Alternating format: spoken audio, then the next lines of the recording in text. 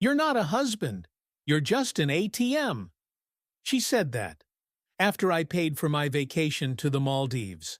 My son accidentally turned on Zoom. On the screen, she was kissing someone else. I was listening. And then everything changed. I thought I knew her better than anyone. For the past 12 years, we had built a life together. Married young, both ambitious, both naive in our own ways. I worked in IT, managing projects, solving problems. It was the kind of work that could eat up hours, leaving little room for anything else. But I always made time for her, or at least, I thought I did, and I thought I knew what she needed, what would make her happy. It had been months since I noticed her pulling away. The late nights, the distracted conversations, the absence of warmth when we touched. I didn't want to admit it to myself, but the distance between us had become undeniable. Still, I convinced myself that it was just stress, work, life, all the usual excuses. She had been running herself ragged with her job, juggling too much, trying to meet everyone else's expectations while leaving her own needs on the back burner. I wanted to fix it. I wanted to remind her of the woman I fell in love with, to show her that I still cared deeply. So, for her birthday, I planned the perfect escape. A trip to the Maldives. An expensive vacation, one she would never expect. I told her I had booked it for her and a friend, assuming she would want to unwind, reconnect, and forget about the stress for a while. Her eyes lit up when I told her about the trip, and I felt a flicker of hope. Maybe this was the way to rekindle what we had lost. "Thank you," she said, pulling me into a tight hug. It wasn't the kind of hug I had grown used to lately. It felt warm, genuine. Maybe I was overthinking things. Maybe things were better than I realized. We were good at that, pretending things were fine when they weren't. The day she left, our son, Ethan, came down with a fever. It wasn't anything too serious, but enough to keep him at home. He was disappointed that his mother wouldn't be there to take care of him, but I promised him that I would look after him the best I could. It wasn't unusual for her to be away on business trips, but this felt different. I had always been the one to stay behind when she traveled, taking care of Ethan, handling the daily routines. But this time, something about it felt off. I brushed it off. She was just going to have some time to herself. She deserved it. I spent the next few days balancing work, caring for Ethan, and trying not to think too much about her. But I couldn't shake the feeling that something wasn't right. Something was hanging in the air, and I couldn't quite grasp it. Then came the night Ethan decided to take a nap on the couch, his fever making him restless. It was a quiet, peaceful evening, and I found myself doing what I do best, staring at my computer screen, catching up on emails, checking in with work. It wasn't ideal, but at least I felt like I was in control of something. It was late when I heard Ethan stir in his sleep. Then, a sound, the unmistakable ping of a Zoom notification. I glanced over, assuming Ethan had accidentally hit something on the tablet I had left next to him. But then I saw it. The screen filled with the familiar backdrop of our living room and the familiar voice of a yoga instructor that I recognized from one of her social media posts. A few seconds later, the image shifted, revealing my wife in the background. She was wearing a bikini, and her arms were wrapped around the yoga coach. I blinked, feeling my chest tighten. It had to be a mistake, a trick of the light, some sort of illusion from the late-night fatigue. But the scene was so clear, so unsettlingly real. Ethan, still half-conscious, mumbled from the couch, "Is that Mom? With him?" I froze. I couldn't speak. My mind raced, trying to process what was unfolding before me. The voice of the yoga instructor echoed in the background, his calming words unintelligible through the shock that was flooding my mind. But I couldn't look away. My wife was there, in the Maldives, with him. It wasn't a friend she had gone with. It was him, the yoga coach. And there they were, in plain sight. embracing each other, her arms wrapped around his shoulders, as if there was no one else in the world. I felt the blood drain from my face. My heart pounded in my chest. My vision blurred. Was I hallucinating? Was I sleep-deprived? My thoughts scrambled, but one thing was painfully clear. This wasn't just a misunderstanding. My wife, the woman I had trusted, had been hiding something, and she didn't think I would ever find out. I shut the tablet down with a trembling hand and turned to look at Ethan, who was now wide awake, eyes wide with confusion. "Dad, is Mom cheating on you?" His words hit harder than anything. I tried to brush it off, tried to keep my voice steady, but my throat felt tight. His words hit harder than anything. I tried to brush it off, tried to keep my voice steady, but my throat felt tight. "No, buddy," I said, forcing a smile. "No, she's just on vacation. And sometimes we get to see strange things when we're not looking closely." But even as the words left my mouth, I knew that I was lying to him. And to myself. The night dragged on. I couldn't sleep. I couldn't think straight. The image of my wife, my partner, in that moment, kept replaying in my head. The way she held him, the way he seemed to lean into her, as if they were more than just a yoga instructor and a student. It wasn't just a fling. It was something deeper, something I couldn't ignore. I didn't know how I would confront her, or even if I should. But one thing was clear. My life had just been turned upside down, and I wasn't sure what to do next. The next few days passed in a haze of disbelief. I could barely focus at work. Every email felt like a chore. Every task felt distant, and my thoughts kept drifting back to that moment. That image. The sight of her, my wife, in that moment of intimacy with him. My mind replayed it over and over, as if trying to make sense of it, to explain away what I had seen. But the more I thought about it, the clearer it became that I hadn't been imagining things. Ethan's fever broke after a couple of days, but he remained unusually quiet. It was clear he had something on his mind, but he didn't bring it up again. I didn't know what to say to him. Part of me wanted to tell him the truth, but the other part of me, the part that still clung to the illusion of our perfect family, couldn't bring myself to shatter his innocence. I had tried to dismiss the Zoom incident, tried to convince myself that maybe I had misinterpreted things. Maybe I was wrong, but deep down, I knew I wasn't. Then came the text. It was a simple message from her, a voice note recorded earlier that day. She sounded relaxed, carefree, almost like she didn't have a care in the world. It was so different from the tone I was used to hearing from her. "Hey, love," she said, her voice warm and full of energy. "I'm having such a wonderful time here. You wouldn't believe how amazing it is. I think I really needed this. I'll call you later tonight, okay? Miss you." I wanted to believe her. I wanted to trust that the woman I married was still there, that the woman I saw on that screen wasn't the real her. But the voice didn't sound like the woman I knew.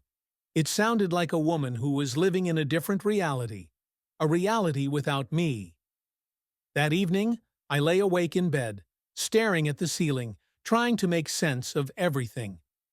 The air was thick with tension, as though everything I had built was starting to crumble around me. I had given her everything: love, trust, a family. And yet, she had gone behind my back, betraying me in the most intimate way. I thought back to the trip, to the moments I had convinced myself were innocent. The way she had kissed me goodbye before she left. How she had seemed genuinely excited about the vacation. Maybe I had been too eager to believe that everything was fine, that maybe the distance between us was just a phase. But what if it wasn't? What if she had already made up her mind that our marriage was over, long before I realized it? The next morning, I couldn't stop thinking about it. I had to confront her. I couldn't keep living in this fog of uncertainty. I wasn't sure how I would approach her, or what I would say, but I knew that I couldn't go on pretending that everything was fine. I took a deep breath, opened my laptop, and logged into the Zoom account that Ethan had accidentally left open the other day. As I waited for the page to load, I felt a sickening knot in my stomach. It felt wrong, invasive, like I was crossing a line I couldn't uncross, but I needed to know the truth. When the page finally opened, I saw the same yoga class from a few days ago. The same coach, the same background. But this time, the video was still playing. My heart skipped a beat as I clicked on the replay option. I wasn't sure what I was expecting, but part of me knew what I would see. It was her. Again. This time, there was no mistaking what was happening. She wasn't just hugging him. She wasn't just standing close to him. She was with him, laughing, touching, and leaning in as he whispered something in her ear. She looked carefree, as though nothing mattered but the moment she was in. I paused the video and sat back, feeling the weight of the evidence pressing down on me. I had seen enough. I was living a lie. She had been lying to me, to our son, to everyone. That evening, when Ethan was asleep, I sat in the dark, staring at the screen. The screenshots I had taken from the Zoom call were saved on my desktop. It felt like a betrayal just to look at them, but I couldn't stop myself. I could hear her voice in my head, the one from the voice note, the one that sounded so carefree, so distant. But I was no longer in the dark.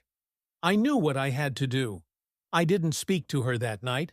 I didn't know how to. Part of me wanted to wait until she came back, to confront her face to face, but another part of me, the part that felt betrayed, that felt angry, wanted to take control of the situation. I wasn't sure what would happen when she returned, but I knew that it couldn't just go on like this. I decided to take a step back.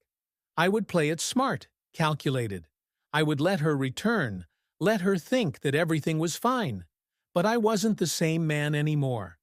I had seen the truth, and I wasn't going to let it slide. I had to prepare for what came next. The next few days were filled with a growing sense of unease. I couldn't focus on anything else. My mind kept returning to that Zoom call, to the way she had looked in the background, to the way he had touched her. I knew I couldn't keep pretending that I didn't know what was going on, and I wasn't going to let her get away with it. The days leading up to her return felt like an eternity. I didn't know what to expect when she walked through that door. Would she act like nothing had happened? Would she come clean? Or would she lie and try to justify her actions? The uncertainty gnawed at me, but I stayed silent, calculating every move. Ethan seemed more relaxed now, his fever gone, but there was a certain heaviness in the air whenever I looked at him. He hadn't mentioned anything about the Zoom call, but I knew he had seen more than he should have. Kids pick up on things like that. He was more distant, less chatty, and that only made everything harder. I couldn't even look at the text messages she'd sent me over the past few days.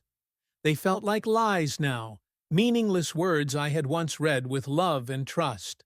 But now, every "I miss you" felt like a mockery, a reminder of how I had been deceived. Finally, the day came.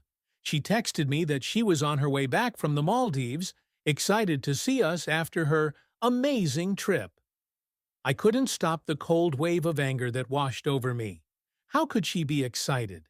She had no idea that everything I had built, everything we had built, was starting to unravel. She walked in around 7 p.m. that evening, a smile plastered across her face, her bags in hand. The first thing she did was rush over to me, arms wide, to greet me.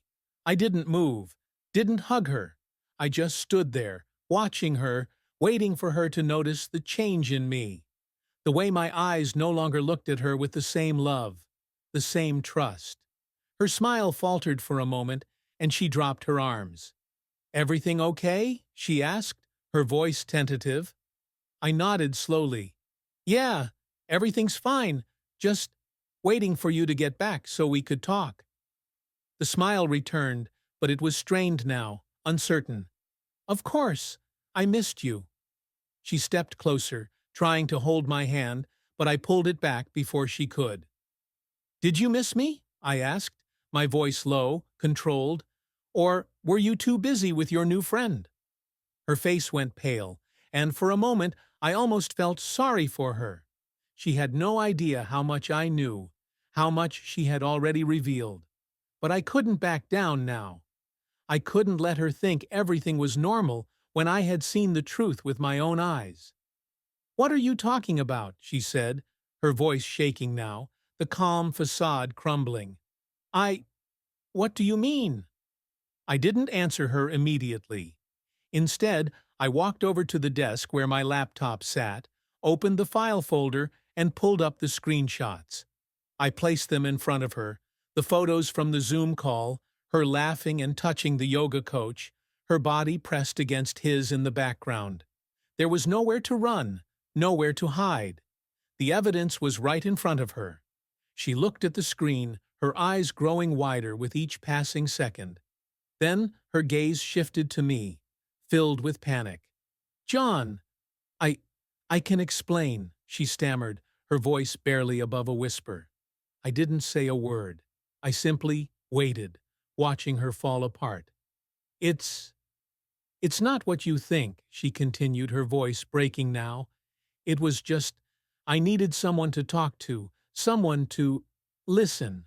I've been feeling so disconnected lately, and he was there for me. We got close, but it wasn't like that. I never meant for it to go this far." I shook my head slowly, feeling disgust rise in my chest.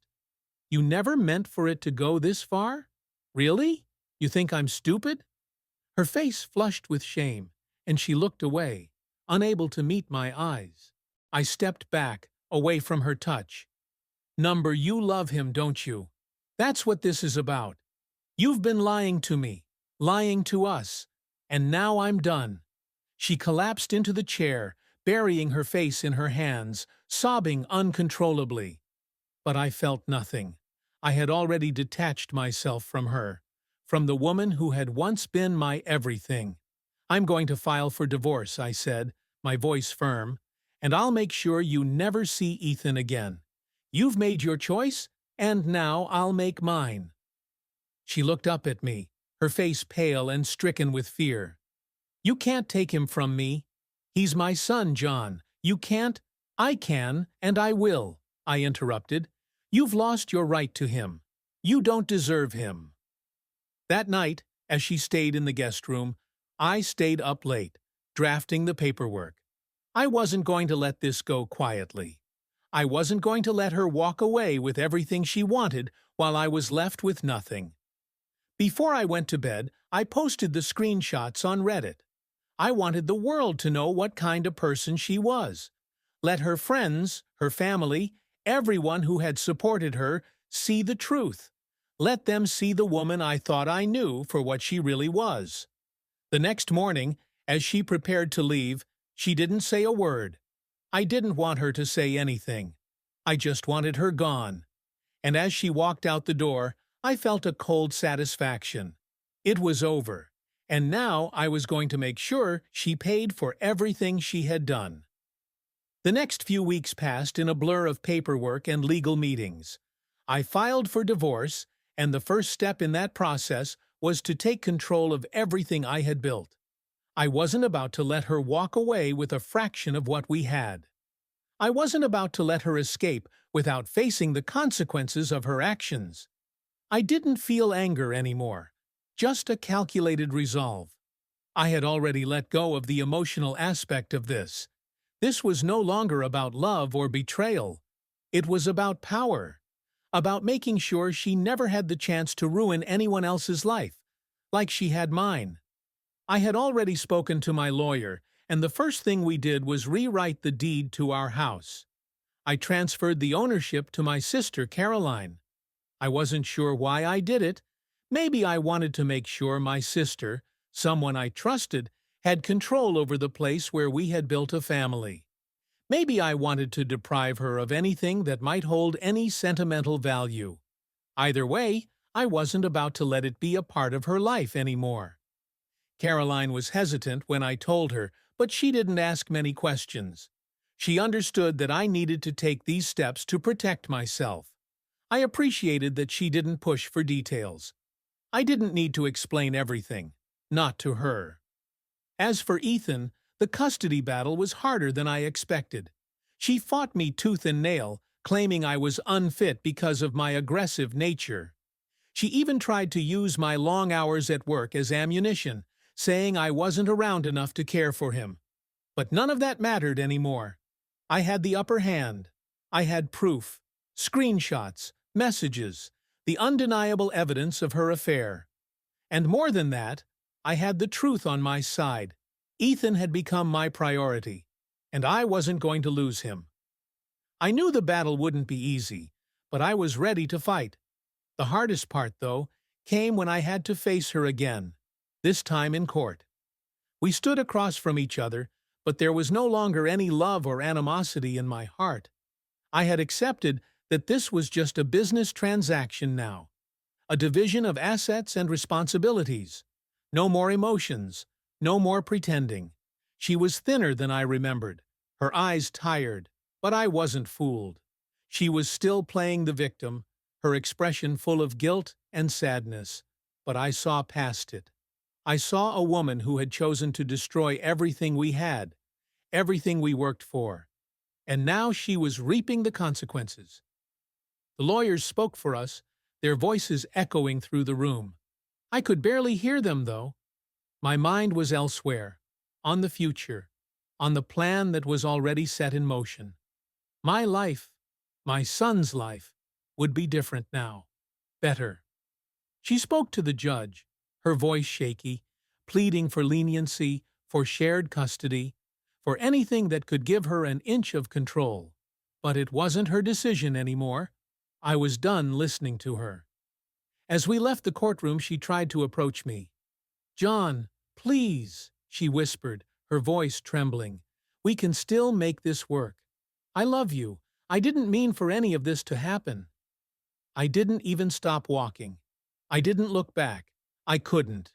She had already destroyed what we had, and there was no coming back from that. The next day, after the dust had settled, I did something I had been planning in the back of my mind. I went back to that Reddit post, the one with the screenshots, the one that had caused a stir when it was first published. It had gained a lot of attention, with people offering their support, their outrage at her actions. But I didn't want just the sympathy. I wanted something more. I wanted the truth to be seen by as many people as possible. So, I updated the post with the latest developments, the divorce, the custody battle, everything that had led to this moment, and I made sure to add one final detail. The yoga coach's name. I didn't have a personal vendetta against him, but I wasn't going to let him get away with what he had done either. He had been a willing participant in her betrayal, and now, I was going to make sure his life wasn't untouched by the fallout. The post went viral. People started digging into his life, his history, his business. It didn't take long for his reputation to take a hit, and that was enough for me. My revenge was calculated and thorough. I had made sure she couldn't walk away from this without consequences, and I had made sure the world knew exactly what kind of person she was. A few weeks later, the divorce was finalized. I was granted full custody of Ethan. My sister had moved into the house, and things were starting to settle. But the lingering sense of betrayal still hung in the air. I didn't feel victorious. I didn't feel like a hero. I just felt empty. But I had learned something from this experience. People always show their true colors when you least expect it. And sometimes, the only thing you can do is take control of the situation and make sure the world sees them for who they really are. Ethan and I were rebuilding. Slowly, piece by piece. I had no idea where life would take us. But I was determined to protect him and make sure he didn't grow up with the same lies and deceit I had suffered through. And as for her, I knew she would never truly understand the gravity of what she had done, but that wasn't my problem anymore. I had taken back control, and that was all that mattered.